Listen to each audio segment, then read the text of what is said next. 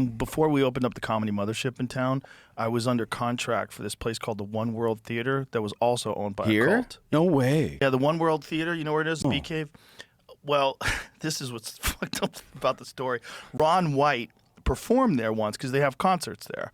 And Ron White did stand-up, and we were talking about opening up a club, and he said, you should buy that place down on Bee Cave. It's the fucking shit. If he tells me, I'll go check it out. And I check it out, and I'm like, yeah, we could do this. Let's do it. And so sign the contracts, all that. And then I get a call from my friend Adam. He goes, hey, did you ever watch the documentary on that cult? I'm like, oh, no. There's a documentary? The documentary is called Holy Hell, and it's about a guy who was a gay porn star and a hypnotist that was a yoga instructor. Oh my God! Checking West every Hollywood. box. Yep. So he's a yoga instructor in Hollywood, and then the cult in Waco gets taken down, and then he is on the run now because now the Cult Awareness Network starts going after all these cults after Waco. They're like, hey, you know, people's children are getting kidnapped essentially by these fucking maniacs, and you know, winds up being like Waco. We gotta stop these cults. Yeah.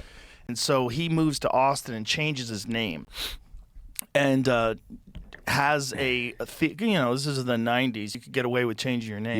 No internet. And so this guy has his followers build him this theater so he can dance in front of them. The documentary is bananas. And I see the documentary, I'm like, oh my God, I got to get out of this. After I see the documentary, I'm like, I got to get out of this deal. And fortunately, there was a problem.